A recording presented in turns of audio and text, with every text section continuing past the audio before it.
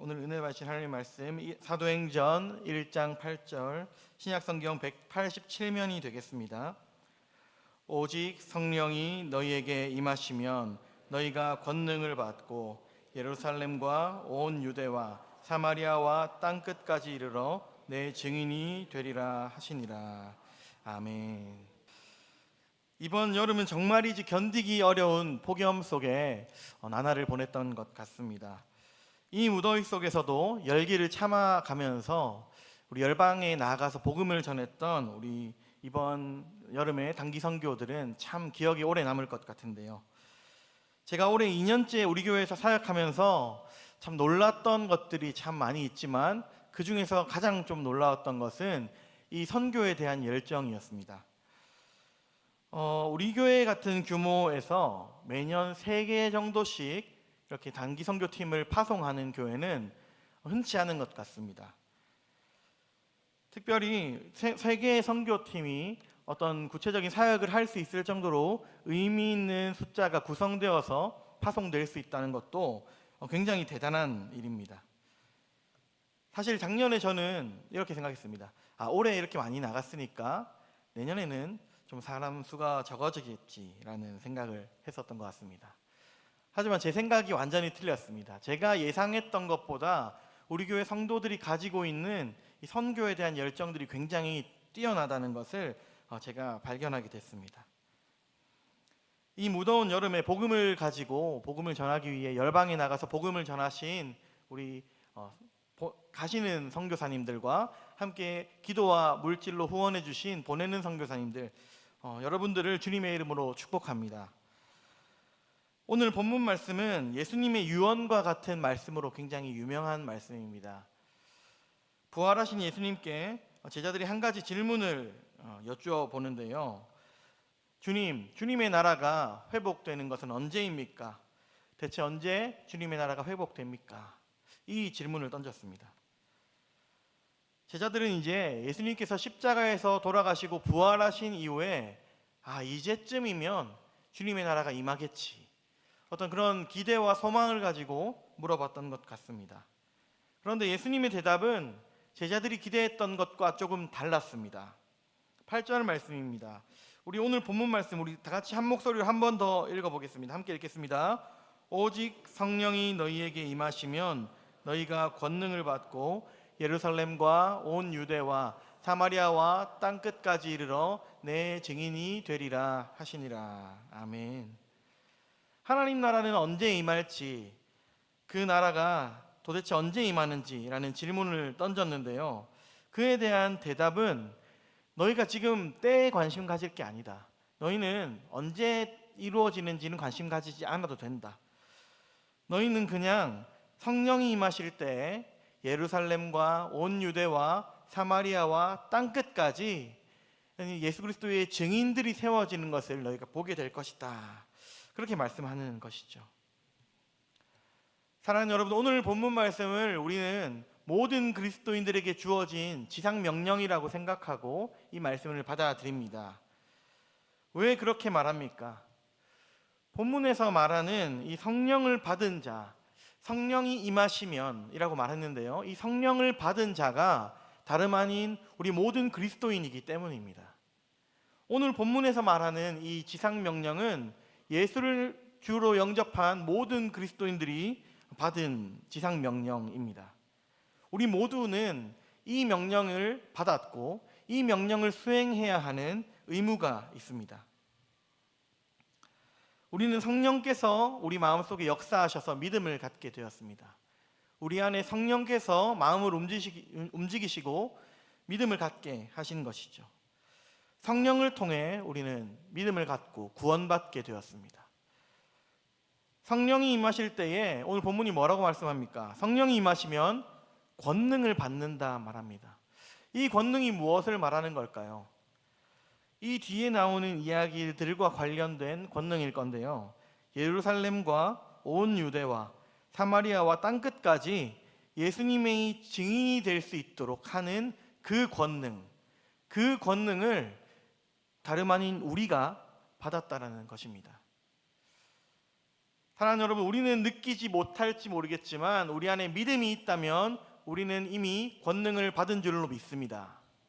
우리는 복음을 전하고 복음을 통해 세상을 회복시킬 수 있는 하나님이 주신 그 권능을 받은 사람들입니다. 그렇다면 이제 우리에게 남은 것은 무엇입니까? 성령을 받고 믿음을 가지고 이제 주님이 주시는 그 권능을 받았습니다. 그렇다면 우리는 무엇이 남았습니까? 이제 예루살렘과 온 유대와 사마리아와 땅끝까지 나아가서 복음을 전하는 것이 우리에게 남겨진 사역입니다.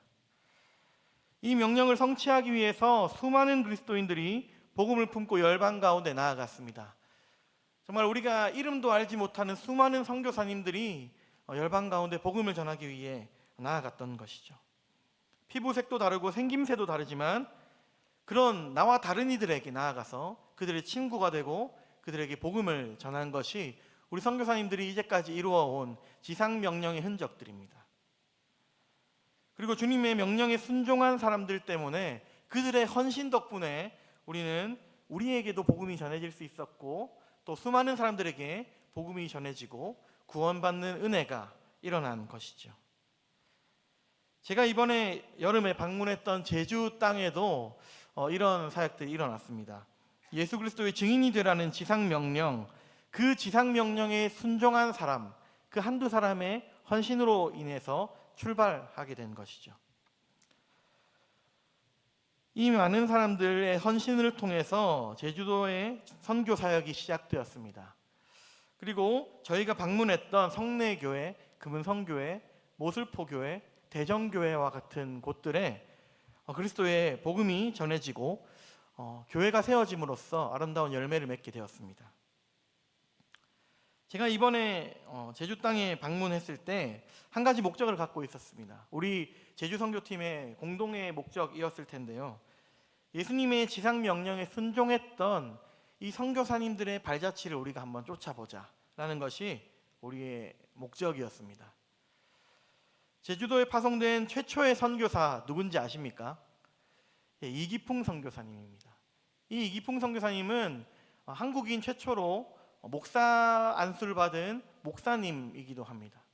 그런데 그 목사님, 이기풍 목사님이 목사 안수를 받자마자 다른 곳도 아닌 당시에 가장 불모지였고 당시 조선시대의 유배지였던 그 제주도 땅으로 자신의 사역지를 선택하게 된 것은 하나님의 역사였습니다.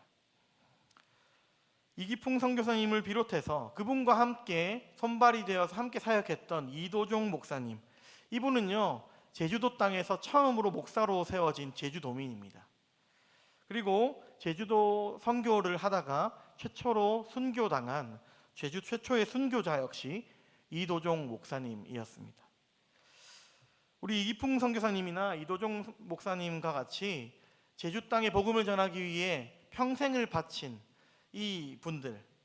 이분들이 사역했던 교회를 저희가 방문했던 것이죠.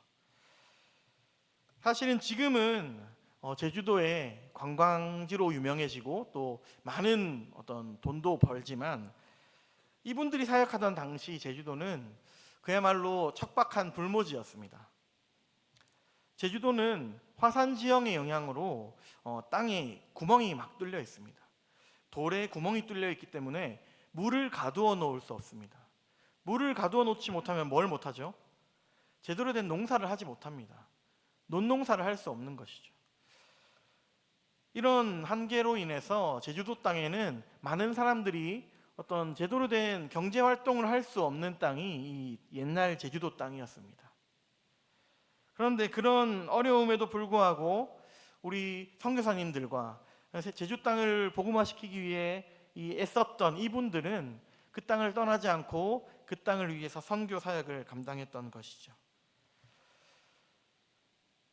우리 제주도 선교팀은 이번 제주도 선교 사역을 통해서 이분들의 이야기를 많이 듣고 이분들의 발자취를 따라갈 수 있었습니다. 그런데요, 좋은 뜻을 가지고 나름대로 어떤 큰 목적을 가지고 출발했던 이 제주 선교는요, 기획 단계부터 참 큰 문제가 있었습니다. 사실 제가 이것을 그 누구에게도 말하지 않고 제주 선교를 출발했었는데요. 방문할 교회를 결정하고 목사님들께 연락을 드렸습니다. 그런데 제가 최초에 계획했던 교회 방문인 5군데였는데요. 5군데 교회의 목사님들과 목사님들께 전화를 드렸는데 2분은 아예 통화도 안 되고 또 2분은 그날 일정이 안 된다고 안내를 못 해주시겠다고 하시는 것입니다. 저희가 월, 화, 수 단기 선교 일정을 가다 보니 월요일은 목사님들이 쉬시는 날이고 화요일에는 이렇게 보통 외부 사역 일정으로 자리를 비운 목사님들이 좀 많았습니다. 그러다 보니 저희가 교회에 직접 방문해 볼 수 있는 날이 수요일밖에 없었던 것이죠. 원래 계획대로라면 저는 월요일과 화요일에 최대한 많은 교회들을 방문하고 좀 수요일에는 좀 더 편안하게 어떤 선교 사역들을 감당하는 것을 목표로 했었습니다. 그런데 그 계획이 애초에 성립이 되지 않는 것이죠. 몇 번이나 연락을 드렸지만 목사님들 중에서는 제 번호에 연락을 받지 않았던 분이 있었습니다. 다른 전화로 전화를 해봤지만 마찬가지였습니다. 교회에서 출발하던 그 당시 안내 약속이 잡혀 있었던 교회는 2개밖에 되지 않았습니다. 어떻게 해야 할까 많은 고민이 있었는데요. 하지만 하나님께서 개입해 주시니까 이 문제가 해결되었습니다. 저희가 공항으로 이동하던 중에 그 새벽 시간에 한 통의 연락을 받게 되었는데요. 한 교회에서 일정이 바뀌어서 안내를 해줄 수 있다는 연락이 온 것입니다. 그리고 제주도에 도착해서 첫째 날 일정을 하고 둘째 날 이동을 하는데 연락을 해보니까 안 된다고 했던 목사님이 일정이 바뀌어서 이제 안내를 해줄 수 있을 것 같다라고 말씀을 하시는 거죠. 그렇게 우리 선교 여행 가운데 하나님께서 모든 것들을 계획하시고 인도하시는 것들을 확신할 수 있었습니다. 뿐만 아니라 이번 제주 선교를 준비하면서 참 크고 작은 영적 공격들이 많이 있었는데요. 원래 가기로 했던 분들이 굉장히 많이 빠지게 되었습니다. 갑자기 회사에 사정이 생기거나 가족에 문제가 생기거나 아니면 개인적인 건강이 나빠져서 못 가게 되는 그런 상황들이 발생하기 시작했습니다. 제주 선교팀은 여러분 다 지난번에 보셔서 아시겠지만 특징이 있습니다. 연령대가 높습니다. 이 고연령의 어떤 어르신들을 수발을 들기 위해서는 청년들이 많이 필요했습니다. 그래서 제가 좀 청년들 2분을 이렇게 좀 잘 섭외가 돼가지고 2분이 함께 가기로 했는데요. 안타깝게도 갑자기 그 2분의 상황이 바뀌면서 그 2분이 가지 못하게 됐습니다. 제가 그래서 그 2분이 가지 못하게 된 날 골방 기도를 했던 게 아직도 기억이 나는데요. 골방에서 어떤 기도를 했냐면요. 하나님, 저 혼자 이분들을 어떻게 모시고 갑니까? 이런 기도를 했던 것이 기억에 남습니다. 그런데요, 제가 이번 제주 선교를 다니면서 제가 가지고 있었던 게 편견이라는 걸 많이 깨닫게 됐습니다. 청년들이 뭔가 더 적극적일 것 같고 어르신들은 뭔가 좀 힘들어하시고 좀 이렇게 소극적일 거라 예상했는데 예상과 달리 너무 적극적인 우리 어르신들을 발견할 수 있었습니다. 제가 계속 걱정해드렸는데 전혀 걱정할 필요 없다. 이렇게 저를 안심시켜 주시면서 우리 팀원들은 한 분도 빠짐없이 정말 적극적으로 모든 사역들을 잘 마무리할 수 있었습니다. 특히 제가 생각지 못했던 문제가 있었는데요. 우리가 다녀온 7월 29, 30, 31일은요. 정말 역대급으로 더웠던 날이었습니다. 너무 더워서 외부 일정을 어떻게 소화해야 하나 너무 걱정이 많았는데요. 사실 제가 기획했던 계획의 3분의 2는 다 외부 일정이었습니다. 야외에서 걷거나 트레킹을 하거나 또 교회의 발자취를 따라서 동네를 걷거나 이런 일들이 우리가 계획했었는데요. 너무 더워서 오전에 최대한 외부 일정을 감당하고 오후에는 실내에서 할 수 있는 일정들로 일정을 많이 변경해서 진행했습니다.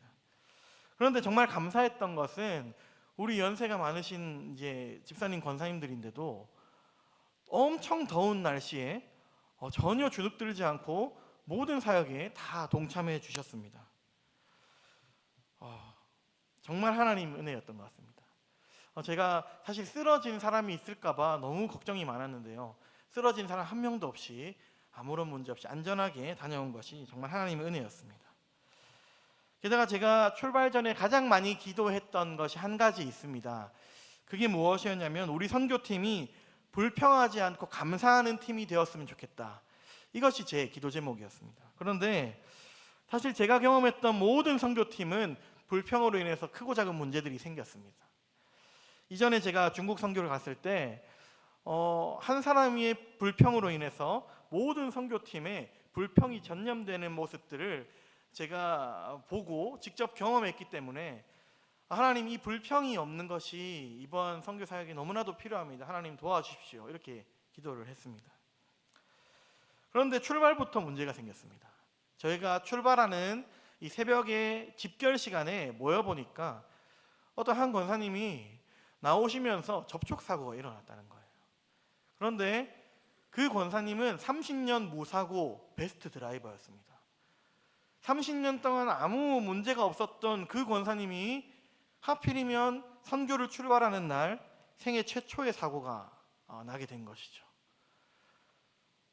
이건 정말 하나님이 우리한테 시험하셨다. 저는 그렇게 생각이 들더라고요.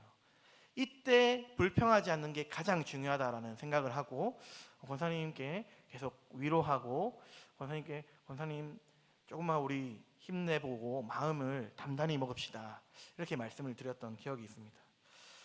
출발을 했습니다. 버스 안에서 권사님 표정이 너무 좋지 않았습니다. 조마조마한 심정을 가지고 계속 하나님께 기도했습니다. 하나님, 불평이 입 밖에 나오지 않게 해주십시오. 계속 기도했습니다. 그런데 정말 감사했던 것은 비행기를 탐과 동시에 그 권사님이 표정이 너무 밝아지는 거예요. 비행기를 타시고 이륙을 하시면서 뭔가 마음에 좀 기쁨이 있으셨던 것 같습니다. 권사님이 너무 그 걱정으로 가득 차 있었던 그 권사님이 이제 완전히 이 제주도 선교에 대한 기대감과 어떤 설레임으로 인해서 걱정을 모두 떨쳐버릴 수 있었던 것이죠. 그 권사님뿐만 아닙니다. 사실은 날씨가 너무 덥고 일정이 너무 제가 생각할 때 좀 빡빡했기 때문에 얼마든지 불평을 할 수 있는 환경이었음에도 불구하고 우리 팀원들은 단 한 사람도 막 이렇게 진심을 담아서 불평하는 사람이 한 명도 없었습니다. 무슨 말씀을 하는 거냐면요, 땀을 흘리면서 덥다 할 수는 있잖아요. 그 정도는 했지만 막 중얼중얼거리면서 그런 분은 아무도 없었습니다. 너무 더웠기 때문에 사실 이렇게 너무 덥다, 땀을 닦으면서 너무 덥다 이런 얘기는 얼마든지 할 수 있지 않겠습니까? 우리 팀원들 정말 저는 그 부분이 너무 감사했습니다. 얼마든지 불평할 수 있는 환경이었음에도 불구하고 불평하지 않았던 것이 제가 이때까지 경험했던 모든 선교 중에서 불평이 없었던 사역은 처음인 것 같습니다. 제가 좀 실수하고 제가 좀 길을 잘못 인도해서 돌아가는 일이 벌어지더라도 우리 팀원들은 괜찮다고 위로해 주셨습니다. 제가 정말 마음에 따뜻한 위로를 많이 겪었습니다. 저희 제주 선교팀뿐만 아니라 해외로 나간 우리 다른 선교팀에서도 정말 감사한 일들이 많이 있었습니다. 필리핀, 태국, 몽골 선교팀도 은혜로운 시간을 보내고 왔는데요. 제가 교육자와 우리 다녀오신 분들께 몇 가지 감사한 점들에 대해서 물어봤는데 동일하게 감사한 점에 대해서 고백할 때 이런 말씀을 하시더라고요. 하나님께서 가장 좋은 날씨를 주셨습니다. 특히 필리핀 팀이 사역했던 마린두케 섬은요, 시도 때도 없이 비가 오는 지역이라고 합니다. 그런데 우리 필리핀 팀이 사역했던 그 일주일 동안에는 비가 오는 우기에 맞춰서 새벽에만 비가 와서 사역하는 모든 시간 동안 비가 오지 않고 정말 사역에만 집중할 수 있었다고 합니다. 태국 선교팀도 마찬가지입니다. 대구 선교팀도 사역하는 그때만큼은 비가 하나도 오지 않아서 안전하게 그리고 시원한 환경에서 사역할 수 있었다고 합니다. 하나님께서 우리 선교팀에 가장 좋은 환경을 허락해 주신 줄 믿습니다. 그리고 선교에서 가장 예민한 부분인데요, 입국과 출국 과정에서 하나님께서 참 은혜 가운데 우리를 인도해 주셨다는 것을 느낍니다. 몽골 선교팀은 어떤 한 집사님께서 출발하는 비행기와 도착하는 비행기에 이름 철자를 좀 잘못 기입하셔서 문제가 생겼습니다. 그렇게 되면 다른 사람으로 인식이 되기 때문에 입출국이 불가능하다고 합니다. 그분은 못 갈 뻔한 것이죠. 그런데 감사하게도 모든 상황을 하나님께서 순적하게 인도해 주셔서 아무런 추가 비용 없이 모든 상황들이 안전하게 잘 진행되어서 하나님 은혜 가운데 잘 다녀올 수 있었다고 합니다. 그리고 필리핀은 만 15세 이하의 아이들은 입국하기 전에 반드시 입국 심사를 받아야 한다고 합니다. 우리 이 아이들이 만 15세 이하의 아이들도 다 섞여 있거든요. 그러다 보니까 하수민 강사님 얼굴이 항상 어두웠습니다. 이 아이들 어떻게 입국 심사에 잘 통과시켜야 할까? 그런 고민이 참 많았는데요. 원래 일반적으로 아이들이 입국하기 위해서는 뒷돈을 좀 주던지, 뒷돈을 주지 않으면 몇 시간 동안이나 공항에 붙잡혀 있어서 굉장히 힘든 시간을 보내야 한다고 합니다. 그런데 우리 이 필리핀 팀은 하나님 은혜 가운데에 단 한 사람도 어려움 없이 아무런 뒷돈도 주지 않고 안전하게 저희는 잘 입국할 수 있었다고 합니다. 오랜 시간도 걸리지 않았고 아무런 어려움 없이 공항을 통과하는 것은 사실 제가 알기로는 이것이 사실 개발도상국에서는 굉장히 불가능한 일이라고 들었는데 정말 그야말로 하나님 은혜라고 밖에 말할 수 없을 것 같습니다. 이렇게 하나님께서는 이번 여름 많은 단기 선교팀에게 특별한 은혜를 부어주셨습니다.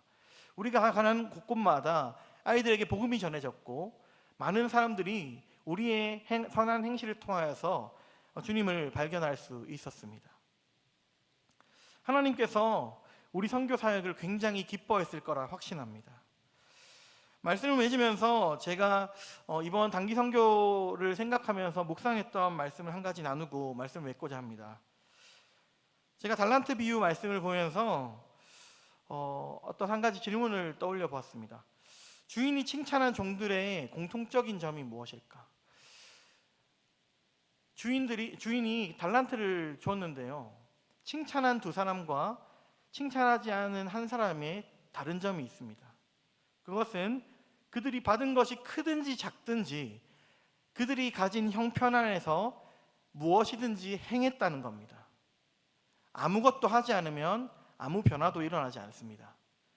무엇인가 행할 때, 무엇인가 움직일 때 하나님께서 우리를 통하여서 주님의 일을, 크고 작은 일을 이루실 줄 믿습니다. 하나님은 우리가 가진 능력대로 우리가 가진 것이 그 무엇이든지 그것을 활용하여서 주님의 일을 이루시기를 원하십니다. 그런 점에서 하나님이 우리 교회를 기뻐하실 줄 믿습니다. 우리 교회가 지금처럼 어려운 상황 가운데에도 최선을 다해서 열방의 복음을 전하는 이 귀한 선교 사명을 내 일로 여기고 나에게 주어진 사명으로 여기는 그런 점들을 하나님께서 굉장히 기뻐하실 줄 믿습니다. 바라기는 우리 교회가 끝까지 하나님 나라를 꿈꾸면서 우리에게 주어진 것들을 활용해서 최선을 다해서 열방의 복음을 흘려보내는 이 사역을 넉넉히 감당하는 교회 되기를 주님의 이름으로 축복합니다.